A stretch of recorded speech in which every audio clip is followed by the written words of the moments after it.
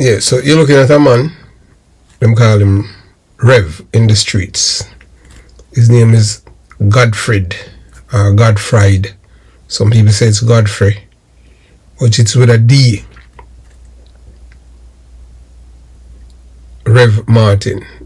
He is from St. Elizabeth. So when it comes on to violence is not people who have violent tendency. It's not just to one concentrated area, Kingston metropolitan area. At one point in time, back in the 70s, 80s, people that were violent were just considered people who live in the Kingston metropolitan area. Now we are seeing it where it's all over Jamaica, this disease that they have imparted to us, started by a white man from England by the name of Michael Manley, who gave us the brigadistas. A member of my family were a part of it too. Some still alive, some dead. And the only thing that they know to do was to destroy lives and communities, including families. So you're looking at a man, and this man, true story, from Jamaica to Brooklyn, head of the 90s crew. Most Jamaicans don't even know that this man that you're looking at, Rev, he's only one of two men who land drug planes all the time in Jamaica. Rev, that's this man, and the other man, Kevin Tiliba Roberts. But they control bigwig police officers back in Jamaica. Like Rev control pretty much most. His house have never been raided by the St. Elizabeth police, although he's unknown, a man who have many illegal guns and he funds all kind of criminality from there. He's a man who send men dressed in police uniform to kidnap Polyboy. I don't even know Polyboy person. You understand what I'm saying? Kidnap Polyboy in Kingston, and he was able to escape. And this man operates his criminal empire out of St. Elizabeth as if he have impunity and immunity from prosecution. Remember that he was arrested and charged for importing over two dozen guns, rifles and all kind of guns in Jamaica. And this man, at one point in time, he had licensed guns, while police officers in Jamaica could not even get it.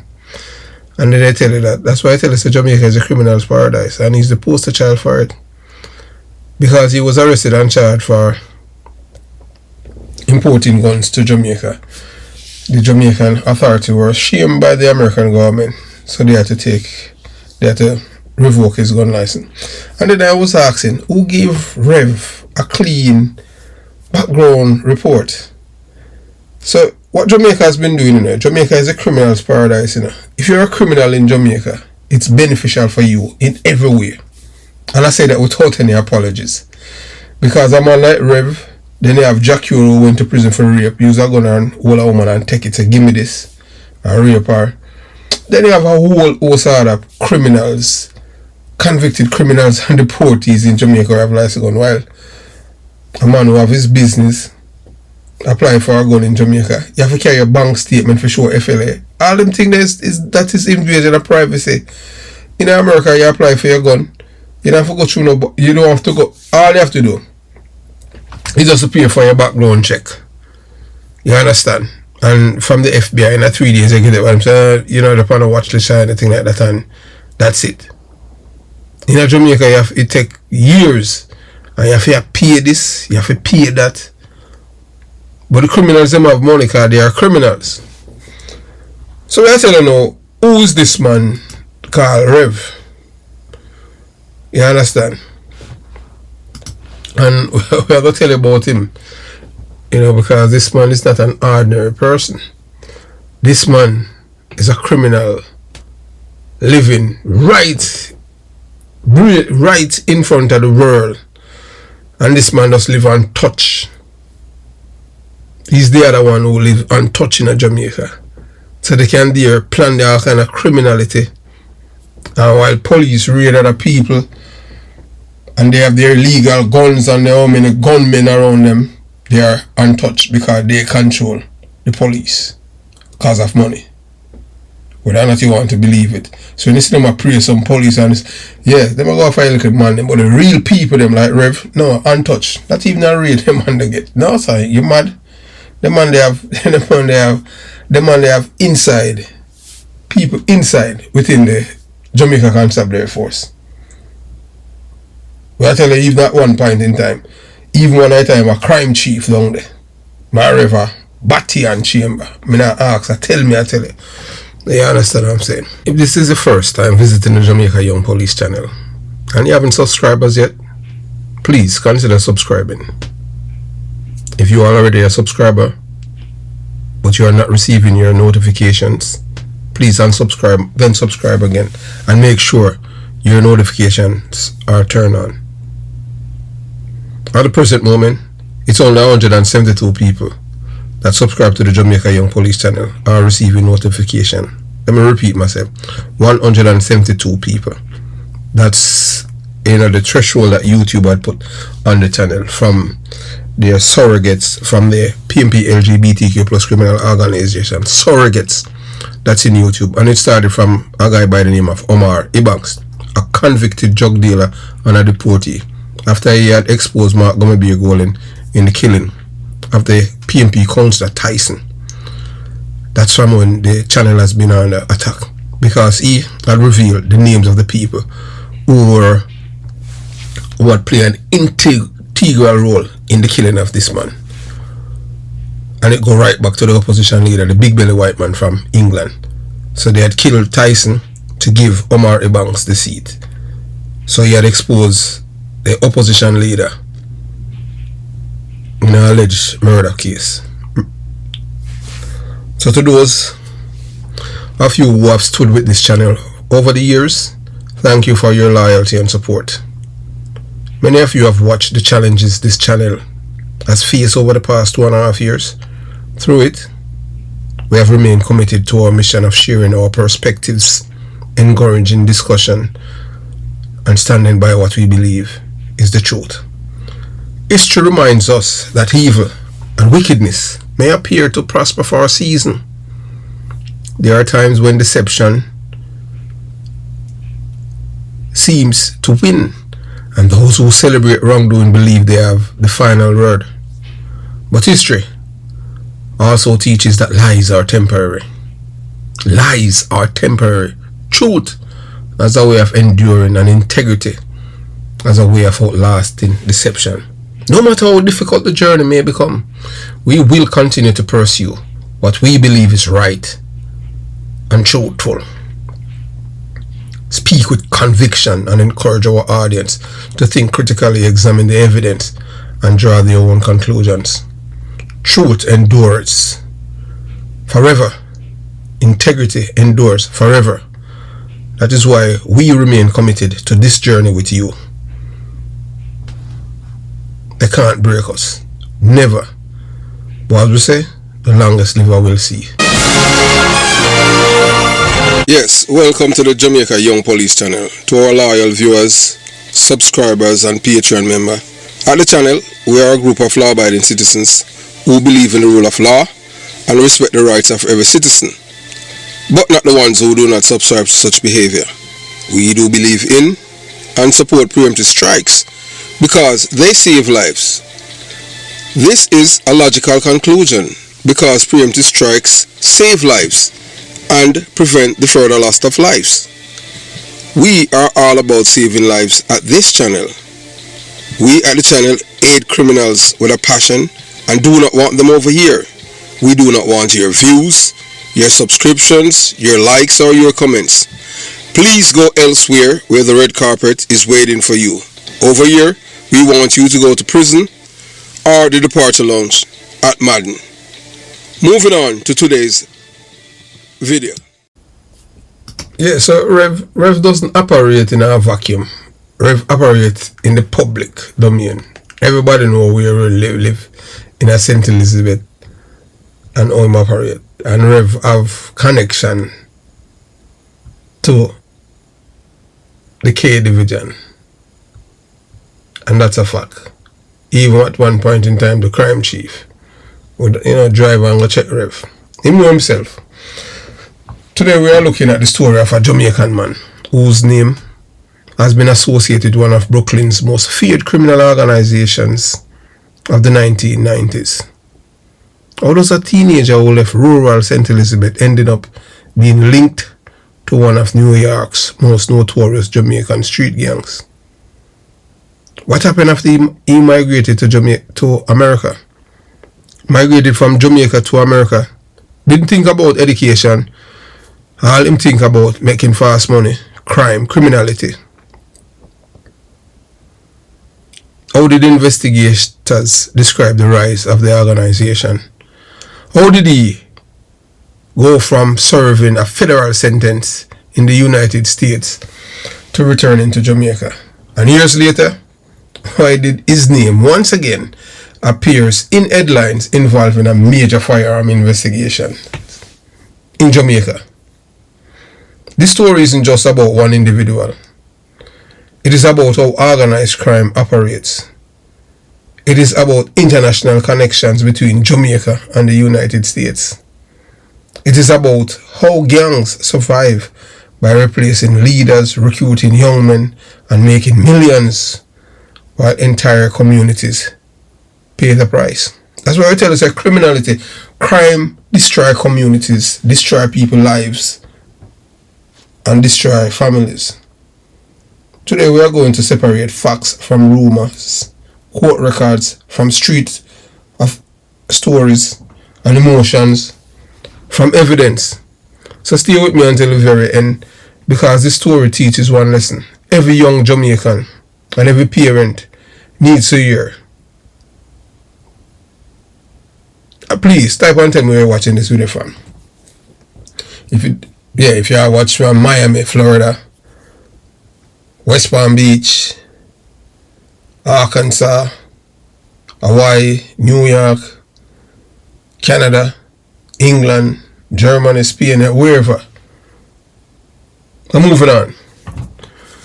So good evening, welcome back to the Jamaica Young Police channel. Always remember to like the video. Once you like it, then you're going to see pop-up say hype. So today we're going to examine the life of Godfried or Godfried Rev Martin based on publicly reported information and court-related accounts. This is not about glorifying gangs. As you know, he's one of the main architects behind the killing of Jerome Cunningham and Cat. People from his gang says that it was a case of Jerome at the wrong place at the wrong time. We do another video about that. This is about understanding how organized crime grows and why so many young lives ended up in prison, deportation, or the departure lounge. As for me, Rev, one of my cousins who are Corobunkers and Dirty Bongo, no longer here. He used to be a hitman for Rev. Kill people for a living. But where did he put him? Straight to the departure lounge. Because people like him, I despise them. Man was educated, but he wants people to fear him, not to respect him. You have to understand that criminal operates out of they want you to fear them, not to respect them. And they think fear is respect. They have everything taps, backwards. Every criminal has a beginning. Many don't begin as hardened criminals. Many begin as ordinary children. According to reports, Martin spent his early years in Santa Cruz, St. Elizabeth.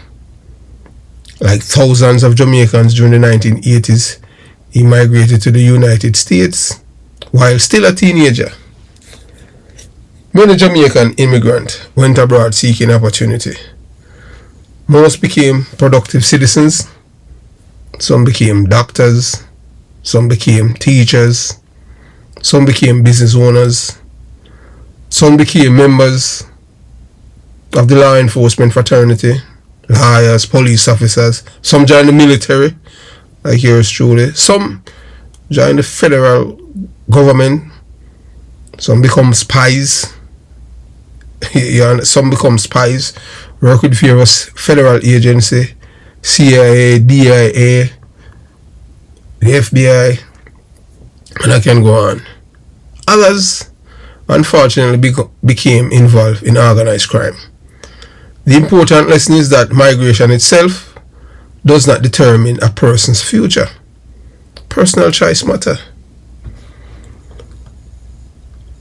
Brooklyn during the crack epidemic. To understand the story, you have to understand New York during the late 1980s and early 1990s. The crack cocaine epidemic devastated many neighborhoods. Violence increased dramatically. Drug organizations competed for territory. Illegal firearms became common. According to law enforcement investigations, several Jamaican gangs became active in parts of Brooklyn during this era. Communities live in fear. Businesses suffered. Family lost loved ones. During rival shootout, them a shoot off for them money, they shoot innocent people and kill them. And as usual, informer for dead and snitch get stitched. Children grew up hearing gunshots instead of bedtime stories because of these people. And that is the real cause of organized crime. And them Lord revere and celebrate him. Yes, big sour Rev at G. You know how many people him kill them on their dads. How is that? How abnormal and antisocial behavior is something that people laud, revere and celebrate when it's supposed to be shunned. That is not good behavior. How gangs recruit. Many young men think gangs offer money, respect, protection, power. But gangs really show the ending. The ending usually includes prison, death. Just look on Jerome Cunningham. Betrayal, Jerome Cunningham. Informants, Jerome Cunningham. Because people inside of his organization. You understand? And the family left behind. Look, how many children him left behind. And grandchildren and friends. Organized crime creates an illusion of success while hiding its consequences. That's why I tell people all the time, say, the PMP LGBTQ plus criminal organization never love us as poor people in a Jonestown and concrete jungle. They encourage you to commit crime. They don't tell you that you can become entrepreneur, business person, police, lawyer, doctor, and all of these good things. The only thing that them impart to you, you can't become done, you can't become a killer like Fedamap and Burry Boy, George Spang, Tony Welsh, General Starkey, and all of these people. And people speak highly of them when these people are supposed to be shunned by society because of their behavior. Because if you respect my rights, you won't violate my rights, but you want to violate my rights and want your rights to be protected. And that is what the PMP has done to the people of my community. That's why we left. This bad man culture. And them things are fear. Fear or respect. Fear is not respect. So according to court proceedings, Martin later faced federal charges including marijuana conspiracy. Court records show he was convicted on certain drug-related offenses, while acquitted on firearm charges in that trial. That distinction matters. If someone is acquitted of a charge, we should not state they were convicted of it. Accuracy matter. He was sentenced to federal prison. Failure to surrender. One of the significant developments in the case was the allegation that he failed to report to begin serving his sentence. Authorities later located him in Florida. He was returned to New York. Failing to surrender after sentencing often leads to additional legal consequences because it is viewed as avoiding the execution of the court's order. So although them find him guilty, them release him, kind of having green card, them release him and him get a certain time for report for guard prison. Him not do that. Him go to Florida and still in him drug business, and them catch him down there and bring him back, extradite him back to New York. One of the characteristics of organized crime is that leadership changes. When one leader is in prison, another takes over. The organization keeps operating, money keeps flowing, illegal activity continues. That is why dismantling organized crimes requires more than arresting one individual.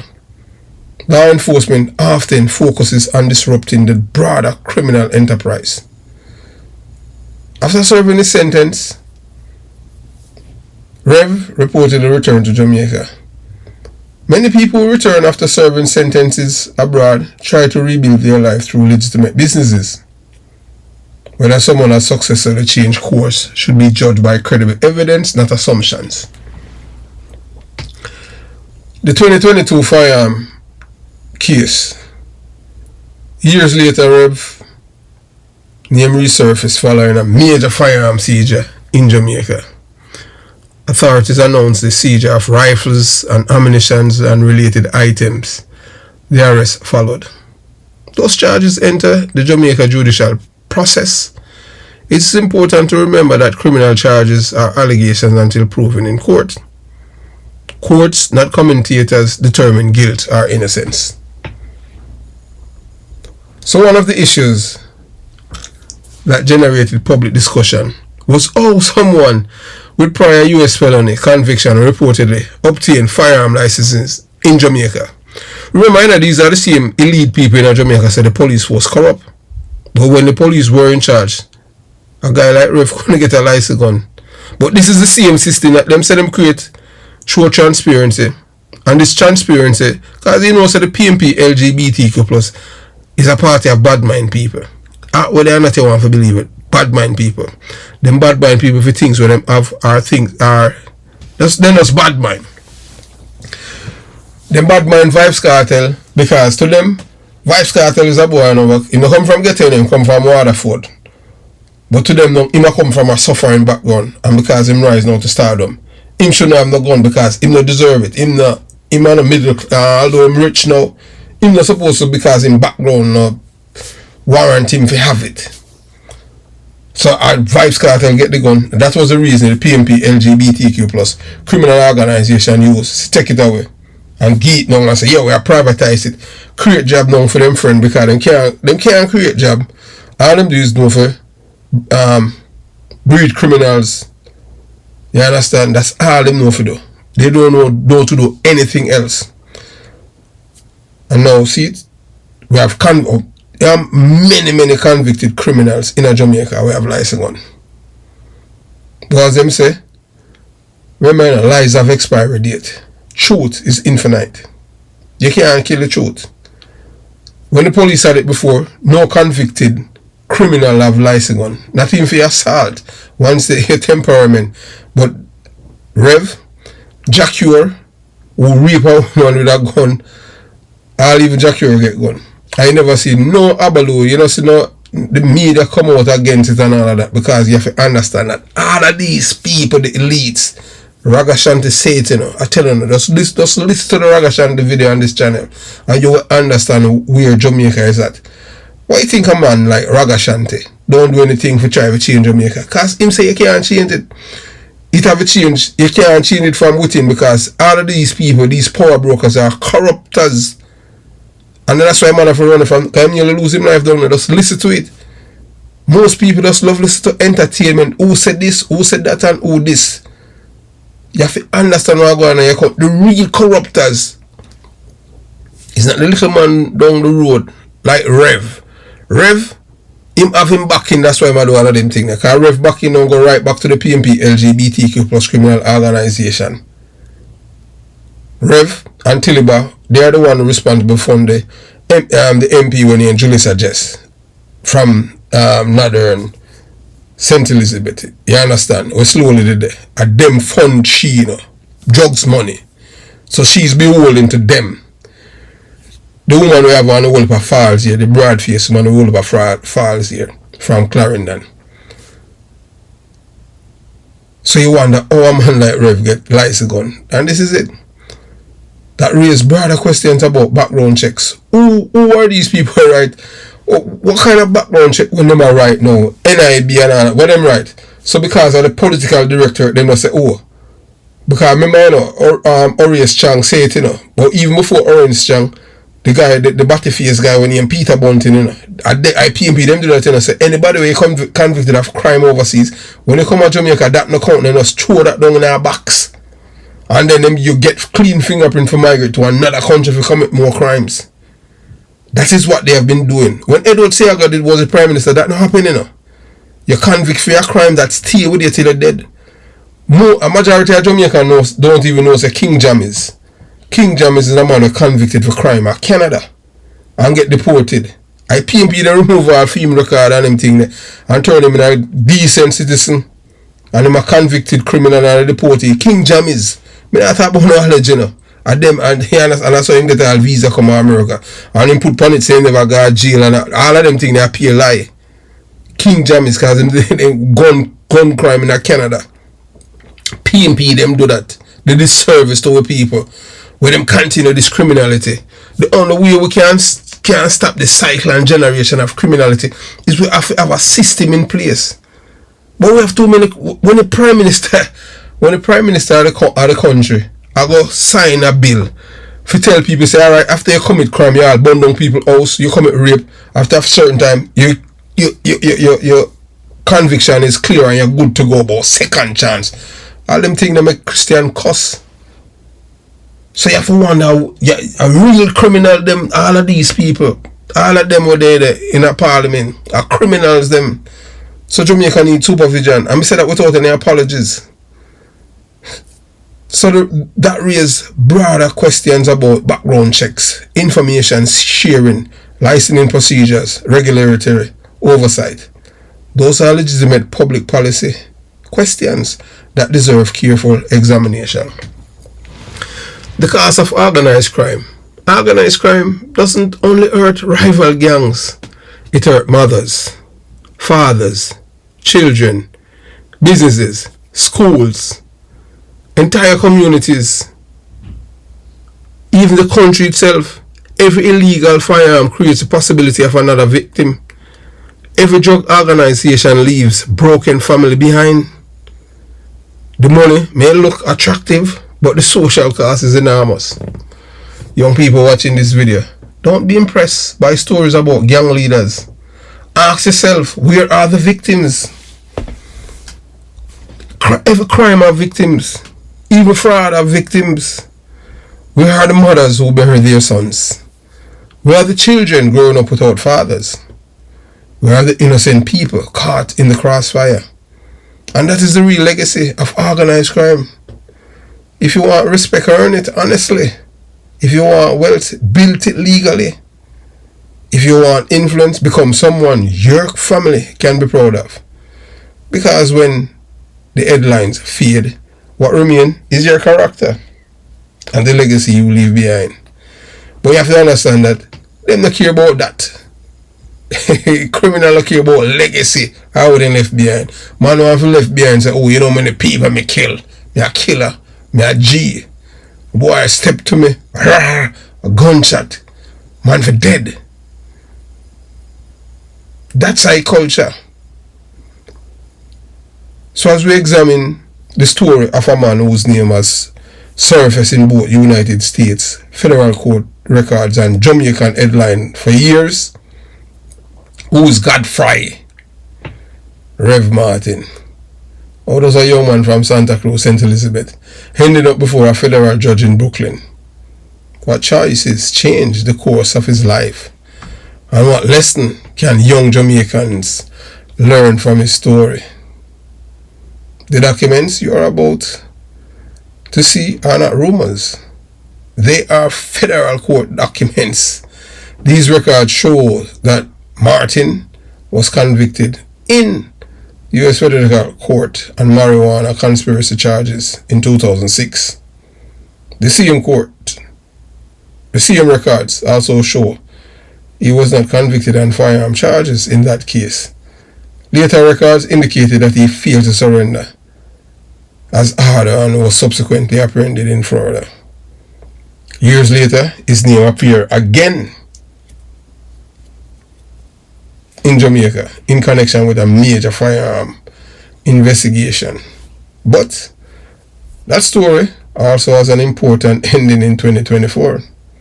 The gun court ruled that there was no case for him to answer, and he was acquitted after a successful no case submission because he killed the witness. Not him physically, you know, but him killed the witness. That's a Jamaica for you. Yeah, we saw the video. We saw the video of the man when him kill a Marchpen Road, right on the domino table. Who kill him? Him friend them. Them kill him for Rev. Because court records tells a story. And they also remind us that every person is entitled to the outcome the courts reach. A life that took a different road. Every life begins with possibility. Every child enter this world with dreams. Some become teachers. Some become engineers. Some become police officers, and some become business owners. Some join the military, and some become spies. Work for various federal agencies. As me, I regard myself as an informer. Yeah, I love being an informer. I don't like criminal. Once you kill people and them to them, I don't support that. And as we said before, whether someone is convicted, acquitted, or never charged, one lesson remains constant. The decision we make when we are young can shape the rest of our lives. The justice system records those decisions in documents.